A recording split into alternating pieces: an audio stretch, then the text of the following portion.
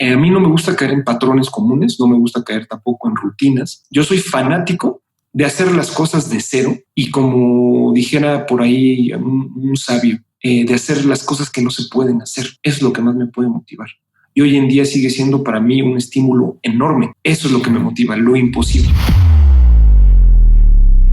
Arrancamos. 5, 4, 3, 2. Estoy con nada más y nada menos que Arturo López Gavito. Mi querido Arturo, ¿cómo estás? Muy bien, Romano se hizo en un día y aquí me parece que es muy bonito estar y poder participar contigo. Gracias por la invitación. Me da muchísimo gusto y efectivamente Romano se hizo en un día y creo que eres un claro ejemplo de ello. Platícame cómo estás en el presente y cómo te ha tomado y abrazado la pandemia, el confinamiento y el coronavirus. En el presente estamos bien. Ha sido un proceso de reinvención personal, un trabajo mucho de introspección, de mucha creatividad, de hacer cosas diferentes, nuevas, estar colaborando en otras áreas de la música también que estaban por ahí guardadas y de regresar de lleno a la radio, por ejemplo, de trabajar en una marca personal, en un desarrollo de marketing también mío en cuestión de redes sociales y como todos, ¿no? Yo sé que tú pasaste por eso y que estuvo muy complicado. De tolerancia, de desarrollar mucho también la paciencia y de luchar día a día para que, sobre todo, el tema de la depresión y la tristeza, pues no se apodere de nosotros, ¿no? Al ver el entorno económico y el entorno social por el cual estamos viviendo en el mundo. Evidentemente, George, pues nadie se esperaba que esto iba a pasar, ¿no? Nadie. Y cuando llega, tienes que tener un cierto grado de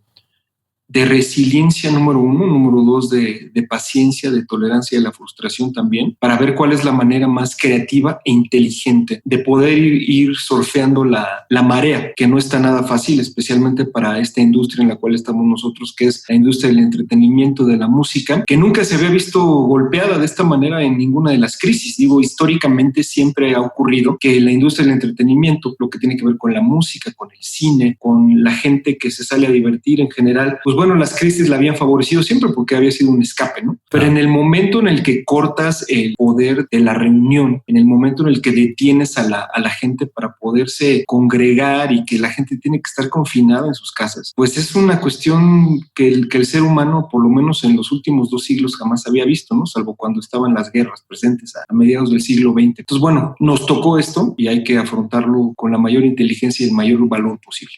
Y algo que voy a destacar mucho durante nuestra conversación es que tú eres un nostálgico nato y creo que es parte de tu esencia y de lo que te encarrila a mi percepción. Supongo que ibas mucho a conciertos, ¿no?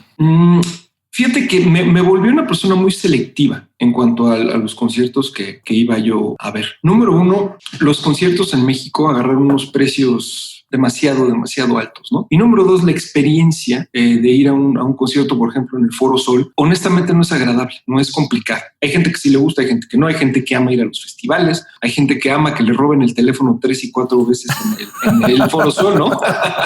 Sí. Pero ya hasta me compré uno barato para que, pues sí, pues me lo van a robar, no hay pedo. Sí, pues entonces, pero yo particularmente no soy de esos. Entonces, pues cuando había conciertos bonitos, lindos, ¿no? Para ir a disfrutar, de llegar y sentarte, ¿no? Esos son los que me gustan. Y en cuanto al tema de la nostalgia, pues, ¿qué te puedo decir, no? Que no es que añore sentarme a ver a un artista enfrente, a un gran artista, pero pues este año, por ejemplo, tuve la oportunidad antes de que empezara la pandemia de ir a Las Vegas a ver a Harry Connick Jr., ¿cierto? Maravilloso. Entonces, bueno, ese tipo de cosas son las que a mí me gusta disfrutar, que son experiencias muy bonitas. Si Harry Connick Jr. viniera a México y viniera al Foro Sol, no lo iría a ver. Claro, es una experiencia completamente diferente y no es malinchismo. Creo que la música ha sido parte de tu vida y siento que te has dedicado a esto por las canciones, por la canción que te acompañó en la infancia, por la canción que te acompañó en la adolescencia, por la banda, por todo eso que engalana y decora tu cotidianidad. ¿Estoy en lo correcto o no? Claro, mira, yo siempre me he definido como un coleccionista. Antes que nada, soy un coleccionista de experiencias. Y la mayor cantidad de experiencias positivas y negativas de mi vida tienen una banda sonora y siempre me he estado yo relacionando con esa música que me acompañó en momentos maravillosos, ¿no? Entonces sí, tienes razón, soy una persona de canciones, soy una persona también de álbumes muy puntuales, ¿no? De discos, de la cuestión física, de sentarme a escuchar hoy en día un LP, de poder poner un CD, de poder disfrutarlo con una comida rica, de poderlo disfrutar también con alguna bebida que me guste. Y he aprendido a hacer un maridaje musical y maridaje también culinario. Entonces soy fanático de poderme reunir de personas que realmente me importan. Creo que la música la puedes oír en soledad y puede ser un alimento muy lindo para el alma, pero cuando compartes las experiencias y compartes la música, compartes la comida y compartes la bebida, te pones a disertar y te pones a platicar, eso ya se convierte en una experiencia colectiva que es extraordinaria. Una de mis aficiones es poder cocinar. Es de las cosas que más me gusta hacer. Pero no me siento bien cocinando solo, sino que me gusta el proceso. Soy una persona mucho del viaje, de la construcción de las experiencias, ¿no? Desde ir a comprar la comida, de seleccionar lo que vamos a preparar, desde estar con la gente y poder involucrar a la gente en la preparación de los alimentos, hasta poder compartir la música y de ahí hasta donde te lleve la tarde o la noche. Es un poco a lo que me refería con reconocerte como alguien nostálgico, no como alguien que esté en la melancolía del pasado, sino que justo empieza a coleccionar momentos, espacios, y creo que lo que nos da la música es que ornamenta a las memorias y las hacen todavía más memorables. Entonces, ¿de qué canción te recuerdas cuando eras joven, cuando eras un niño, cuando ibas a la escuela? ¿Qué escuchabas cuando estabas en esa etapa de la primaria, secundaria? Fíjate que la música ha estado presente todo el tiempo en mi vida. Yo tuve un momento glorioso en el cual cuando era niño, el papel de la radio, George, el papel de la FM era muy importante porque la FM, a diferencia del AM, empezaba a tocar música en estéreo y música en inglés. Entonces me tocó crecer con la música de los años 70, con la música disco, con los inicios también, digamos, del rock pesado, del rock pop, de todas estas bandas del glam, de Live Aid, del grunge, del rock progresivo. Escuchaba yo música de muchos lugares, ¿no? Lo que nunca se me va a olvidar fue la primera vez que vi un cassette, y ese cassette era un cassette de los Beatles que mi hermano había traído, y escuché el álbum, el Sgt. Pepper's, muchísimas veces. Lo ponía en un Walkman, me acuerdo, antes de dormir. Y ahí fue cuando entendí el valor de lo que eran los Beatles, la manera en la que ellos podían grabar y todo lo que inspiró a una generación tan importante e interesante. Entonces, ese soundtrack, mi soundtrack de la primaria, estuvo aderezado por los Beatles, estuvo aderezado por Olivia Newton-John, por la música que pasaba en estaciones como Radio 590, que era La Pantera, Estéreo 100, y después empezó Rock 101 y luego WFM. Rock 101 empezó a poner la música de The Cure, la música de Depeche Mode. Empezaron a poner también Orchestral Maneuvers in the Dark, y me convertí naturalmente en una persona que escuchaba más música en inglés que en español. De hecho, la música en español que se hacía, lo que era la balada pop, a mí no me gustaba y hoy tampoco me gusta mucho, para serte franco. Y me toca, trabajando en WFM en el 96.9, por ahí del 87, 88, el surgimiento del rock en español. Cuando nace Caifanes, cuando nace Neón, Bonnie, Los Enemigos del Silencio, Kenny, Los Eléctricos. El Tri ya estaba, pero se empieza a consolidar. Y ese movimiento, particularmente de la radio, es el que da lugar al rock en tu idioma. Entonces, las bandas que venían de España y las bandas que venían de Argentina, por ejemplo, empezaron a influenciar fuertemente a los grupos de rock nacionales y empezó todo un movimiento. Y ahí es cuando, en mi adolescencia, cuando yo iba en la prepa, empiezo a entender el valor de lo que era el rock que se hacía en México y particularmente en España. Un rock de muchísima calidad que hoy tiene vigencia enorme también y que representa muchos clásicos, ¿no? Entonces, ha habido muchas memorias, ¿no? Te puedo decir, por ejemplo, que mis hermanos, yo crecí en una casa muy musical y mis hermanos escuchaban mucho música disco. Entonces los veía yo bailar y me gustaba mucho bailar, ¿no? Luego el primer disco que yo compro son dos discos, el de la banda sonora de Vaselina junto con el disco de Burbujas, que era un serial que pasaba en México cuando yo era niño después de que se acababa Chabelo. Pero curiosamente la música de Burbujas la hacía Juan García Esquivel, que era un hombre muy importante. Fue un transformador de la música, sobre todo de la música electrónica, a finales de los años 50, principios de los años 50, de los 60, y acabó haciendo Odisea Burbujas. Entonces, siempre ha estado en mí esa dualidad de ser un niño, pero también de ser un adulto que crece. Y Vaselina y la música de Olivia Newton-John, de Frankie Valli, de John Travolta, esa película marcó mi vida definitivamente cuando yo tenía 7 años. Qué maravilla. ¿Cómo es tu familia? ¿Cómo se constituye tu familia? ¿Y cómo fue tu infancia rodeada de tus seres queridos? ¿En dónde vivías? Nosotros vivíamos, yo nací en la colonia Roma, en la calle de Mérida originalmente. Luego tuvimos la oportunidad de cambiarnos a la colonia del Valle, que ha sido pues prácticamente el área donde yo he hecho mi vida. crecí en una casa linda, en un hogar, ¿no? Con mi abuela, con mi abuelo, con mis padres, con mis 2 hermanas y un hermano. Y crecí muy cuidado porque yo era el último de 4 hermanos, justamente. Entonces tuve la oportunidad de ser un niño muy querido, de ir a escuelas padres, de poder disfrutar mucho de este ambiente que te da ir en escuela mixta, ¿no? Que en mi época claro. pues no se usaba tanto porque, bueno, también había escuelas solamente de mujeres, solamente de hombres. Y pasé toda mi primaria y mi secundaria en una escuela mixta y luego me fui a estudiar a una preparatoria de solo hombres. Entonces era yo como el bicho raro y el que tenía más experiencia también con las chavas en ese momento. Pero eso me gustó muchísimo. Y entro a trabajar a una estación de radio. A los 17 años, ¿no? A los 17 años, ¿no? Tengo la enorme oportunidad de entrar a una estación de radio que era la máxima, ¿no? Que había en esa época, WFM.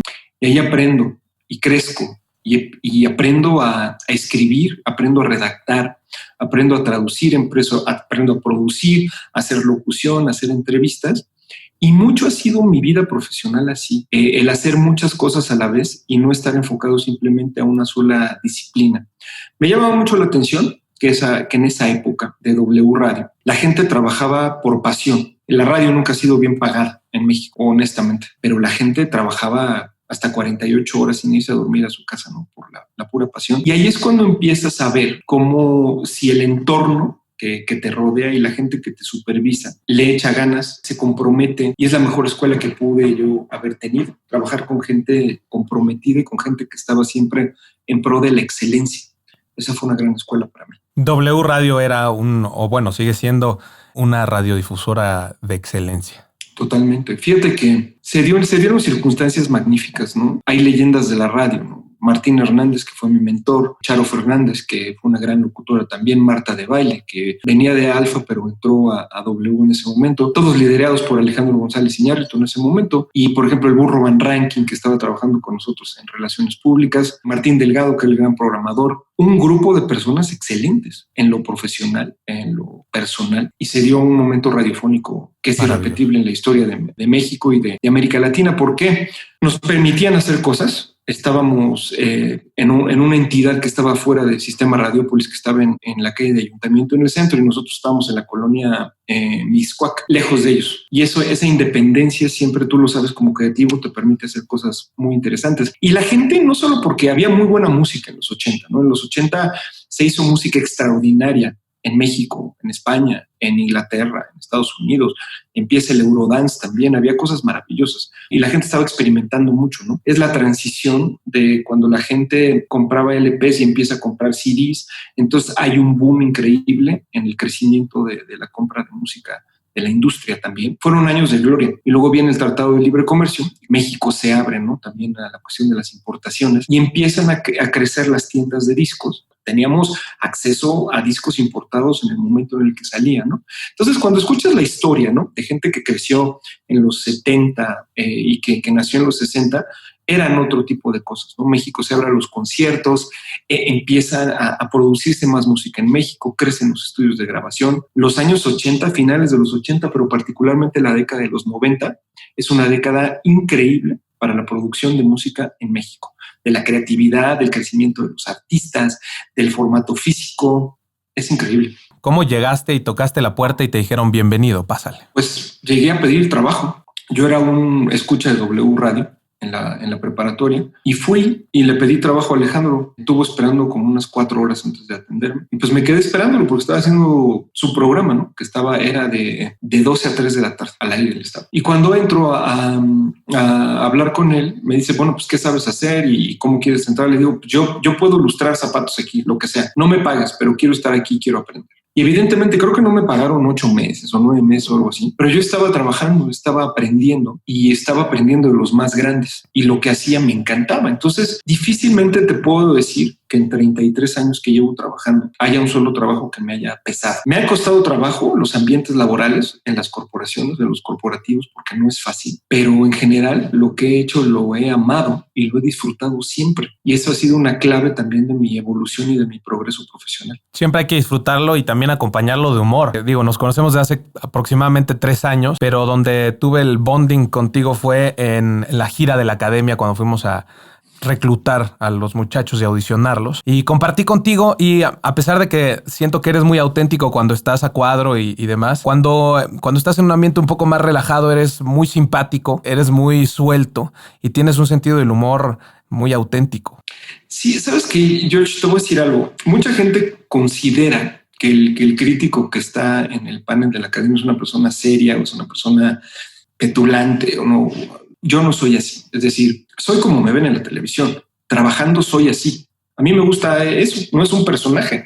No he construido durante 15 años un personaje para estar en la academia, pero me parece que de las cosas más bonitas que pueden existir son los ambientes, ¿no? Hay un ambiente en el que tú te puedes relajar cuando estás con la gente que quieres y cuando puedes platicar. Y hay otro ambiente que es el ambiente en el que estás trabajando, ¿no? Cuando vienes y estás en pro de la excelencia profesional. Entonces, sí, yo amo convivir con la gente, pero también soy una persona muy reservada porque no me gusta convivir con toda la gente, solamente con la gente con la cual siento una empatía o me siento en un lugar seguro. Porque, bueno, la experiencia a lo largo del tiempo me ha dicho también que no toda la gente se merece tu confianza y no toda la gente tampoco se merece que tú seas abierto y tengas el mismo trato, ¿no? Nos ponemos en riesgo muchas veces como seres humanos, especialmente cuando colaboras en un ambiente laboral, en un ambiente empresarial. Si tú eres una persona demasiado abierta o eres una persona que externas todo el tiempo lo que piensas, pues es un arma de dos filos que te puede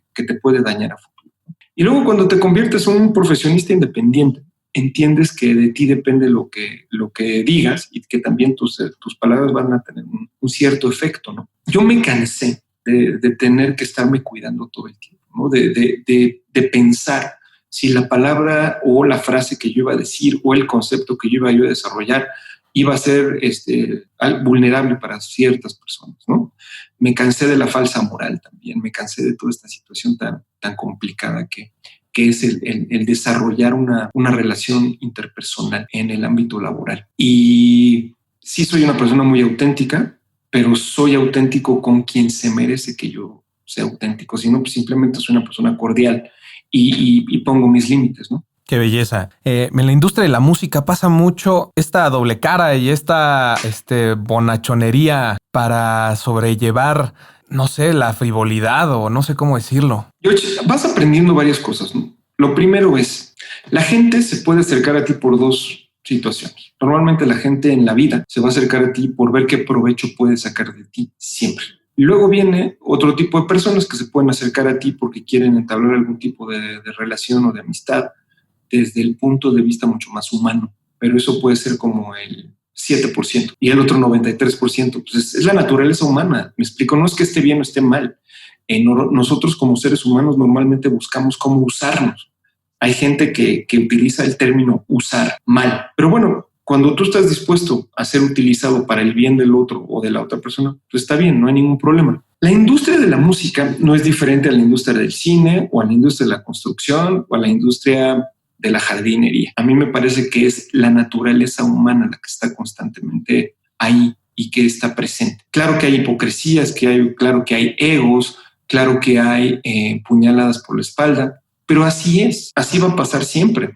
De nosotros depende si queremos entrar a ese juego, porque lo que pasa es que muchas veces la soberbia nos acaba perdiendo y el ego se acaba apoderando de nosotros. Y el ego lo que acaba por hacer es destruir. Yo nunca he visto un solo caso de una persona que sin saber manejar su ego haya triunfado en la vida. Ninguno. Todo el mundo puede acabar lleno de dinero o lleno de éxito, pero embarrado contra una pared porque no supo manejar su ego, ¿no? Y el ego te acaba comiendo. Tal vez se puede tardar 20, 30, 40 años, pero te acaba comiendo. Y a otros o a otras personas les pasa más rápido también, ¿no? Y luego viene este clásico y tradicional caso de muchos músicos o de artistas que de pronto se suben a un ladrillo y se creen su éxito y acaban también desbaratados, ¿no? Con deudas horribles o con problemas de adicción o acaban quemados. Y lo único que tienes en esta vida es tu reputación y tu palabra. Entonces, pues más vale que la cuides en general. Totalmente de acuerdo. Estás en W Radio y voy a dar como un salto cuántico a lo mejor. ¿Cómo llegas a Universal, en donde tienes un papel importante, sí, director general de Universal? Sí, me tocó ser directivo y abrir esa compañía a los 26 años de edad. Qué belleza. Mira, Universal es el resultado de una empresa que se llamaba MCA Music. MCA Music era una empresa independiente en Estados Unidos que decide abrir oficinas en el mundo, ¿no? por el catálogo que tenía. Entonces, yo en ese momento trabajaba en BMG, era director del departamento internacional de BMG y llevábamos el sello de MCA. Entonces el sello de MCA dice, oye, pues ¿quién está llevando esto? Me contactan a mí y me proponen ser director general de Universal México. Dije, bueno, desde luego que sí, con mucho gusto, ¿no? Eso lo llevé con don Fernando Hernández, que es una gran leyenda también de la industria de la música en México, y juntos abrimos una nueva compañía de discos en México en el 96. Fui desde buscar un lugar para estar, un sitio, escoger el mobiliario, el color de las paredes, formar un equipo de ventas, formar un equipo de mercadotecnia y salir a firmar. Y cuando tú tienes 26 años, es diferente a lo que se podría hacer 25 años después, que puede ser mi caso, 24 años después. Tenemos la oportunidad de ver a Molotov en alguna ocasión en una tocada que hicieron. Y Jorge Mondragón, que era su manager en esa época, él y yo trabajamos juntos en EMI, tenemos una extraordinaria relación de amistad. Me dice, oye, pues, ¿por qué no los firman? Y entonces en esa época todas las disqueras querían firmar a Molotov y les aventaban billetes por delante, ¿no? Y Molotov firmó con nosotros, que éramos la disquera más nueva del mercado mexicano, por la actitud que teníamos, por las ganas de trabajar este grupo y porque fuimos y éramos los más capaces de poderles hacer un buen lanzamiento y una buena campaña de marketing. Luego llegó Moenia también y a Moenia lo firmamos también y le sacamos ese primer disco que es legendario y empezamos a trabajar, por ejemplo, con Pablo Milanés y fuimos disruptivos. Luego a Universal la compró, Universal compró Polygram, que era la segunda compañía más grande del mercado mexicano después de Sony, y ahí se acabó la historia. Me fui a trabajar a EMI en ese momento como vicepresidente de marketing y AR, y después me ofrecieron la dirección general de EMI. Estuve a cargo de EMI durante 4 años. Y eso estuve en 3 disqueras diferentes. Estuve en Warner Music, en BMG, 4, en Universal y finalmente en EMI 2 veces. ¿Y por qué tú y por qué tan chavo? ¿Qué tenías en ese entonces que evidentemente eras un atractivo para las disqueras? Pues unas ganas de trabajar enormes, George. Una voluntad increíble, el saber que había cosas que no me podían detener. Siempre he sido una persona transparente, nunca me he metido en ningún tipo de negocio que te deje lugar a dudas, ¿no? Y esa voluntad de hacer equipo. Yo poco a poco fui creciendo como líder, me fui erigiendo y fui desarrollando la habilidad de juntar a grupos de personas para poder hacer los mejores trabajos y poder hacer las mejores cosas, ¿no? En general. Entonces, creo que al final esa excelencia que yo aprendí en la radio cuando yo tenía 17, 18 años más o menos, me fue llevando 10 años después a poner en práctica lo que era la voluntad siempre de hacer cosas diferentes. A mí no me gusta caer en patrones comunes, no me gusta caer tampoco en rutinas. Yo soy fanático de hacer las cosas de cero y, como dijera por ahí un sabio, de hacer las cosas que no se pueden hacer. Es lo que más me puede motivar. Y hoy en día sigue siendo para mí un estímulo enorme. Eso es lo que me motiva, lo imposible. Algo que me llama mucho la atención que conozco de ti es que tú no trabajas nada más a través de tu gusto, sino que eres objetivo. Puede ser que algo no te guste personalmente o no lo consumirías, pero tienes un pensamiento objetivo de hacia dónde debe ir y por qué debe de ir y lo puedes justificar.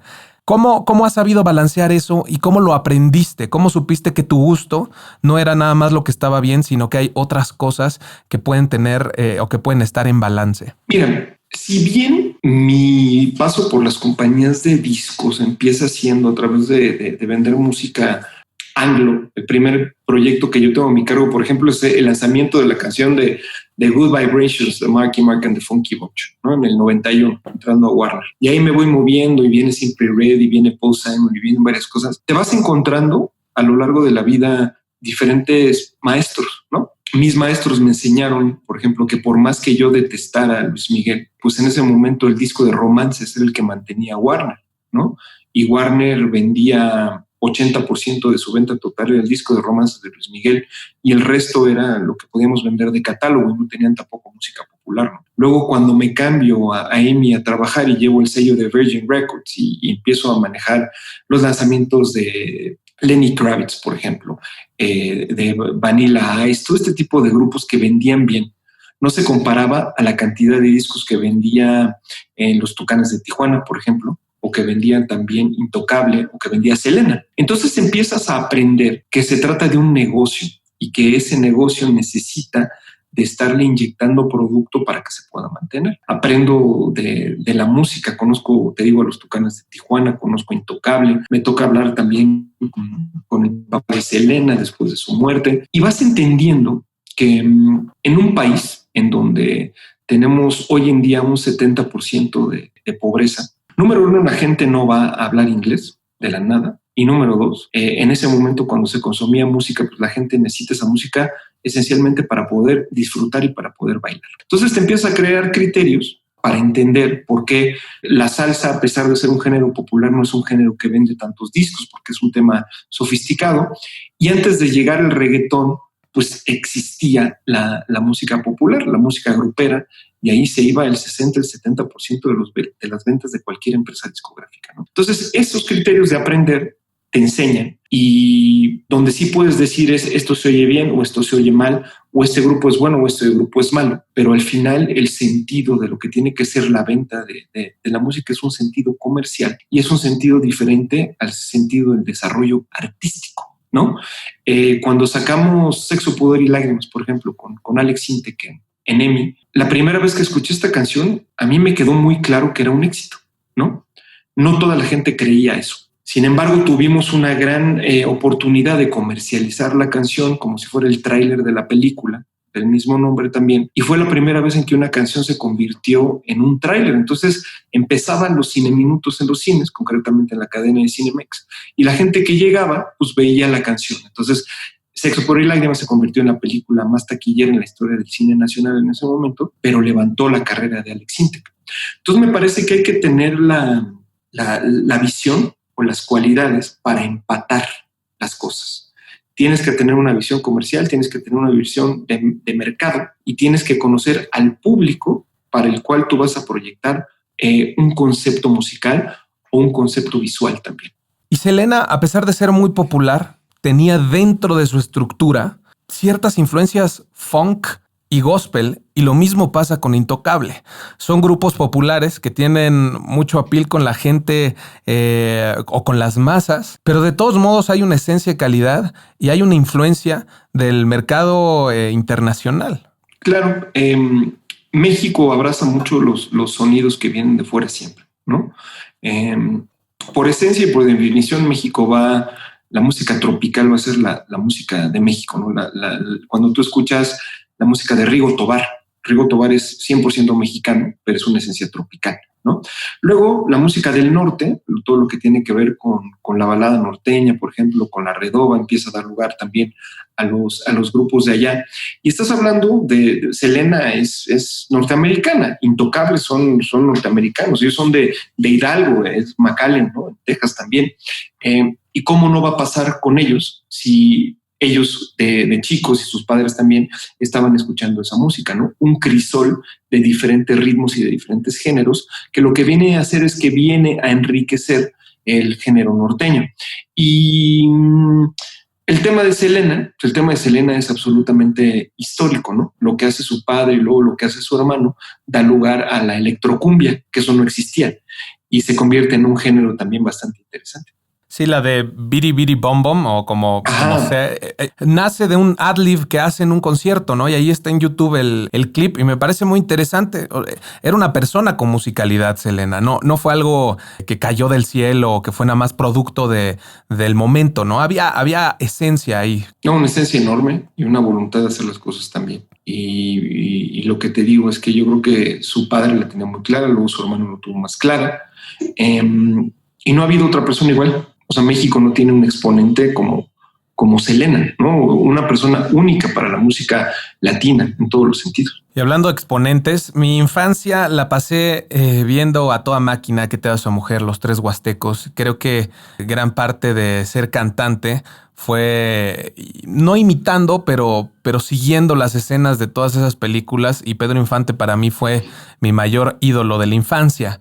El cine de oro mexicano en su apogeo, una calidad musical internacional para ser exportada y poder competir con quien fuera, pero sobre todo con mucha identidad. Esa identidad no existe, a mi parecer, en México en el presente. ¿Qué ha cambiado y qué ha pasado y por qué estamos así, mi querido Arturo? Cuando tú hablas, por ejemplo, de la época de oro del cine, finales de los años 30 hasta finales de los años 50, son 20 años en donde México y las circunstancias históricas son dramáticamente diferentes a lo que tenemos ahora. Es decir, a esa época se le conoce como el milagro mexicano, cuando México se convierte en un proveedor de materias primas para los Estados Unidos y entra a la maquinaria de guerra. México, entonces, la economía, pues era una economía muy interesante porque tenía economía interna en un boom y tenías economía también generada con este desarrollo de intercambio económico con los Estados Unidos, que era fundamental. Los valores de producción del cine mexicano eran iguales a los de Hollywood. La creación de la música, el glamour, los pintores, es también la panacea del muralismo mexicano, ¿no? Que se convierte en la principal influencia del arte para los pintores en Estados Unidos. Y luego todo termina cuando los Estados Unidos empiezan a generar economía doméstica en la posguerra durante los años 50 y empiezan a desarrollar su industria. Entonces México también empieza a bajar en cuanto al desarrollo de su economía. Y luego nos empezamos a perder socialmente y empieza a hacer el boom tremendo de la corrupción mexicana. Y esto se ve plasmado en las artes y el cine no es la excepción. La música tampoco es la excepción. Ese momento histórico de México, antes de la década de los 60, no se va a poder repetir. Por eso es la gloria que tuvimos como país en todos los sentidos. México se ganó un respeto a nivel internacional. Y hoy, bueno, cuando entiendes que ya ha pasado tanto tiempo y que eso también se sigue viendo con cierta nostalgia, no se ha logrado revertir. Ni en la música, ni nosotros hemos vuelto a tener un Pedro Infante, ni vamos a volver a tener. Ni vamos a tener a un... José Alfredo. O a un Ismael Rodríguez, ¿no? También dirigiendo o sea, a los grandes directores que tuvimos, a los grandes fotógrafos de cine y todo. No hay que verlo con nostalgia, hay que verlo como parte de nuestro pasado. Pero el problema es que las generaciones actuales nunca lo van a ver ni lo van a conocer, porque todo ese acervo de cine y todo ese acervo musical, pues hoy no hay manera de llegar a él, porque en formatos de streaming no existe. Y se fue perdiendo, ¿no? También era muy difícil cuando estaba el formato físico vigente en DVD poder ver estas películas clásicas. Y bueno, hoy con la baja de audiencia también de la televisión abierta, o sea, lo más que puedes llegar es a ver a Cantinflas, ¿no? Que sigue teniendo un rating increíble en el canal de las estrellas los domingos en la tarde. Arturo, llegas a Disney. La misma pregunta que te hice frente a las otras. ¿Quién te ve? ¿Cómo te ven? ¿Y por qué Arturo? Fíjate que en esa época estaba yo trabajando con Molotov. Fue mi última etapa de ser manager. Antes de entrar a Disney con Molotov, estábamos empezando a trabajar en el disco que salió de Cóbrete, con todo respeto. Y Marta de Baile me da la oportunidad y me dice, oye, ¿tú por qué estás ahí? ¿Por qué no quieres regresar al mundo corporativo? Le digo, pues bueno, voy a formar una empresa de management y voy a estar con Molotov y probablemente El Gran Silencio, otro tipo de artistas y todo. Me dice, oye, pues ¿por qué no te presento al director de Disney? En esa época, Mauricio Sañudo, ¿no? Yo mando un mail a Disney y después de 3 meses de entrevistas y 21 personas con las que platiqué, me dieron el trabajo de director de marketing. Porque creyeron en mí, porque tenía yo un historial muy interesante y porque venía yo también de vender discos, y en esa época Disney vendía DVDs, ¿no? Entonces entro manejando la división de productos de consumo en cuanto a marketing y también de DVDs cuando era Home Entertainment. Y así voy creciendo en responsabilidades hasta que voy teniendo también la responsabilidad del lanzamiento de las películas de cine, de las relaciones públicas de la compañía, de crecer la marca Marvel y crecer también la marca de Pixar y de Star Wars en el mercado, y de involucrarme en la producción de la película de Coco, que es para mí el gran triunfo profesional de mi carrera dentro de Disney. Fueron 14 años y medio, casi 15 años, y aprendí muchísimo. Pero lo más bonito fue poder haber creado esta banda sonora de Coco para México y poder platicar con Carlos Rivera para que hiciera Recuérdame, con Bronco también, de haber reclutado el talento de doblaje, de haber tenido una palabra y una voz en nombre de México para que la película llegara a ser lo que fue y reflejara también nuestra cultura. Ese para mí es el clímax de donde yo debía haber llegado también dentro de Disney, y me siento muy, muy orgulloso por lo que hice. 14 años y medio puede ser mucho o poco tiempo, quién sabe. A mí se me pasaron como 3 años, ¿no? Cuando veo en retrospectiva todo lo que ocurrió, pues estoy muy agradecido. Fueron años hermosos, de gran triunfo, y todo evoluciona y todo también va cambiando y pues Disney hoy se guarda en el cajón de mis recuerdos como una etapa muy, muy linda de mi vida. Qué belleza. Estamos hablando de tus triunfos, pero ¿cuáles han sido tus fracasos también? Porque algo que quiero como fomentar mucho es que estamos hechos de triunfos y de derrotas y que es parte de la vida y que lo que nos está pasando ahorita con el coronavirus es que todos estamos viviendo esta derrota global en donde tenemos que salir adelante tanto en equipo como en lo personal, pero es un momento crítico de resiliencia que tenemos que vivir. Y quiero platicar un poco también de esos momentos de la gente. No todo es brillo y para que haya luz tiene que haber oscuridad. Entonces, ¿qué canción recuerdas de algún momento blues de tu vida? Mira, he tenido pérdidas importantes, ¿no? La pérdida de mis padres, la pérdida de mi hermana el año pasado también.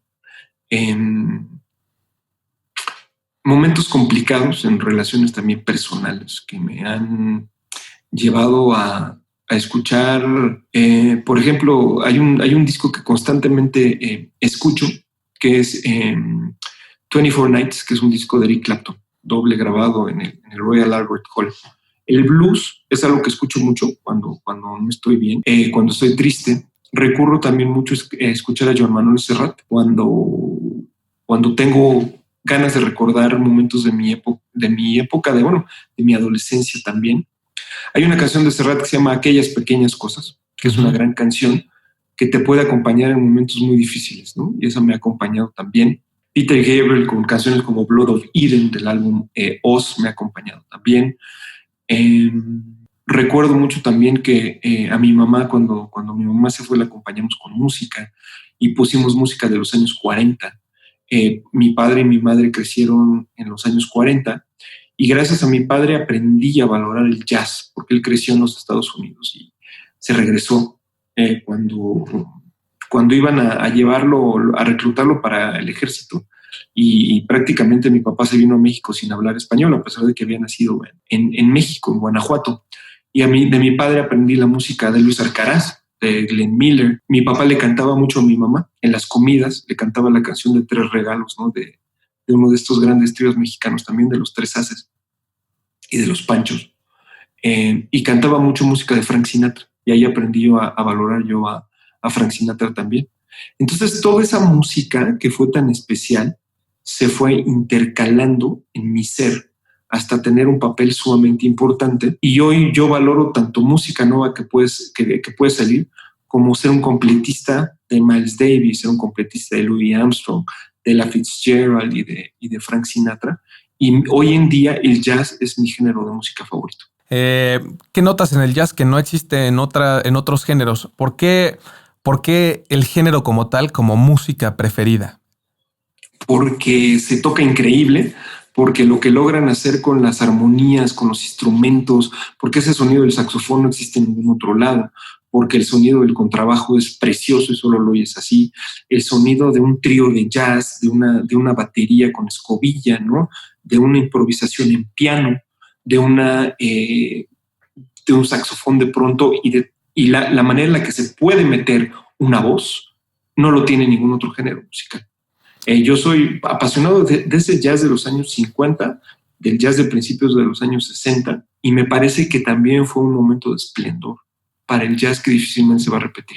Y me gustaría agregar algo que creo que, según lo que me explicas, algo que también puedo ver en ti, es que estamos condenados al cambio y el jazz expresa cambio, expresa que no es algo preparado, a que dentro del voicing del pianista no va a ser igual en un take que en el otro take, o que en la parte del verso que es exactamente el mismo acorde que en el siguiente acorde, y que son conjunciones de decisiones personales de cada uno de los intérpretes que conforman a lo mejor ese trío o que conforman a lo mejor la big band, en donde cada quien está tomando su decisión respecto al cambio y al momento que están viviendo, ¿no? Es que está abierta esa posibilidad y creo que se expresa de una manera única a diferencia de otros géneros, ¿no? Es lo más cercano a la vida del ser humano contemporáneo o lo más inteligente de la vida del ser humano es estar evolucionando conforme a las situaciones. Lo estás diciendo con absoluta razón. Yo siempre cuando voy, por ejemplo, cuando he tenido la oportunidad de ir a clubes de jazz fuera de México, ¿no? O incluso también en México, cuando ves la manera en la que están tocando, los músicos, dices, ¿cómo demonios es esto? ¿No? Es decir, ¿cómo van a repetirlo si ni siquiera tienen una partitura enfrente? ¿No? Esa magia a mí me parece increíble. Y la improvisación es algo que debería de volverse parte de nuestra vida, ¿no? Es decir, la ruptura de los esquemas, el no seguir estos patrones tradicionales que hay. Cuando tienes la improvisación en el jazz, eso lo dice absolutamente todo, ¿no? Y cuando se reproduce estas grandes canciones que fueron como lo que hizo John Coltrane, por ejemplo, lo que llegó a hacer Dave Brubeck, estas iteraciones de voz de Ella Fitzgerald, o lo que hace Diana Krall también en el piano hoy en día, ¿no? O John Pizzarelli en la guitarra, o lo que hizo Wes Montgomery. El jazz es sin duda el género de música más respetado que puede existir. Y tú te das cuenta de que siempre los grandes cantantes de rock, cuando llegan a su pináculo creativo, siempre van hacia el jazz porque es el nuevo estadio hacia donde tendrían que ir, porque no solo el jazz y el blues son los padres del rock, sino que como la música es redonda también, acaban los grandes haciendo jazz para poderse consagrar y consolidar por el enorme respeto que se le tiene al género. Para mí también Peter Gabriel es de lo más profundo que hay. Creo que el concierto más especial que he tenido en mi vida es el de Scratch My Back. No me acuerdo bien cómo se llamaba el concierto, pero es el que hizo con la Sinfónica, con el New Blood Symphony Orchestra que bueno, se inventó él. Y escuchando, me parece el cover de Heroes de David Bowie. Empieza con una dinámica pianísimo, empieza a crecer y escuchas a la orquesta fortísimo, con un ostinato casi de tirururarararararararara, que es lo que hacen las cuerdas todo el tiempo. Llegó a un punto en el que era tanto el sonido que me sentí literalmente extasiado y me solté a llorar como nunca en mi vida en un concierto. No podía creer lo que estaba pasando. Peter Gabriel creo que hace un balance perfecto entre la nostalgia que consigue con su voz, entre las armonías, entre ir al pasado, pero también ir con una visión de futuro maravillosa, y lo puedes ver desde el contenido visual de sus conciertos o de sus discos, pero también lo puedes escuchar cómo utilizar una orquesta de forma contemporánea en el término académico. Están muy evolucionados en otros países y no quiero verme como malinchista. Híjole, a mí me da mucha tristeza que no veamos un desarrollo artístico así en México, mi querido Arturo. Pero es que ni lo vas a ver jamás. Y es muy claro. México es un país que tiene muchas limitaciones y uno de los principales problemas son las limitaciones educacionales y las limitaciones alimenticias. Si una sociedad no está educada y una sociedad no está preparada desde el aula y es una sociedad que lamentablemente no tiene una buena alimentación, entonces se convierte en una sociedad que no tiene la suficientes aspiración. Tú como músico lo puedes ver y lo acabas de expresar perfectamente bien con el caso de Peter Gabriel. ¿Por qué México va a querer algo más si su juventud o si su gente en general tiene este extraño sentido de que no hay hacia dónde ir, ¿no? Cuando vemos directamente de la gente que nos gobierna, porque nosotros los elegimos, esta ideología de corrupción, de perdedores, de mentira, que nos envuelve, ¿no? Cuando tenemos como religión la corrupción, cuando es una sociedad totalmente depauperada, donde crecen los feminicidios, infestada por el narcotráfico, donde hay más cosas tristes que decir todos los días que noticias bonitas por celebrar. No hay un caldo fértil para la creatividad y menos hay un caldo fértil para poder desarrollar música de calidad. Si antes era difícil porque éramos una sociedad complaciente, hoy imagínate en dónde están esos jóvenes que tendrían la oportunidad de poder desarrollar música. No es un malinchismo ni es ser pesimista, es simplemente ser realista, donde también los medios de comunicación dejaron de apoyar la música, donde no hay suficientes plataformas para los nuevos valores para poderse promover. El escenario es muy poco alentador, Giorgio. No solo deja tú para la creación de nueva música, sino para inspirarte a hacer música de calidad. Este es uno de los problemas que siempre van a afectar a México y de lo que siempre van a adolecer los creativos y también aquellas personas que trabajan en pro del apoyo de la música, de la creatividad. En este sentido, ¿cuál era tu aportación como crítico de la academia? ¿Qué semilla sembrabas para dar a lo mejor ese paso o para ayudar a ese desarrollo o para generar esa conciencia de la cual estamos hablando ahorita? Lo primero, el análisis, que la gente que estaba participando en el escenario entendiera por qué estaba mal lo que estaba haciendo. por qué se podía hacer las cosas mejor, por qué no era lo ideal quedar en una zona de confort y decir hasta aquí, ¿no? La búsqueda de la excelencia y también el debate, ¿no? Yo entiendo que para hacer un programa de televisión tienes que tener a un personaje que te pueda decir las cosas de manera frontal y alguien que pueda simplemente apapachar, ¿no? Entonces, el papel de los críticos durante muchos años en México fue simplemente apapachar, porque somos una sociedad a la cual le cuesta muchísimo trabajo aceptar que hay áreas de oportunidad y que se puede mejorar. Cuando salimos nosotros y empezamos a decir las cosas como son, pues evidentemente hay una especie como de descontrol, ¿no? Porque este señor es agresivo. No está siendo el señor agresivo, lo que está diciendo es que la oportunidad enorme que usted como intérprete tiene en el escenario, pues sobre lo que hay que trabajar, porque está usted dentro de una academia de alto rendimiento, ¿no? Y acaba siendo muy triste ver que las supuestas grandes figuras de la academia, la gran mayoría, pues terminan conduciendo un programa de televisión o en Instagram enseñando el cuerpo, o es difícil ver cómo termina esto, ¿no? Pero bueno, es la elección de las carreras, ¿no? Cada quien elige por dónde se quiere ir y qué es lo que quieren hacer de su vida, porque somos responsables de lo que posteamos en Instagram, somos responsables de lo que decimos en redes sociales, de lo que escribimos y de lo que compartimos. Entonces, es una labor personal la que hay que hacer muy fuerte. La vida está hecha de puras decisiones. Es lo que está comentando en el podcast pasado. No tomar una decisión es tomar una decisión también. Claro, en el momento en el que te mantienes simplemente así, no haces nada, pues es una postura muy clara. Y era un poco lo que yo quería hacer en la academia y creo que tiene que ver un poco con mi relativa juventud. Ya no soy un chamaco, tengo 31 años, pero me sentía con demasiadas ganas de transmitir justo esto que estamos platicando. Y me frustraba y quería como estallar y crear conciencia en uno, en otro y demás. Y eso era lo que a mí más me movía.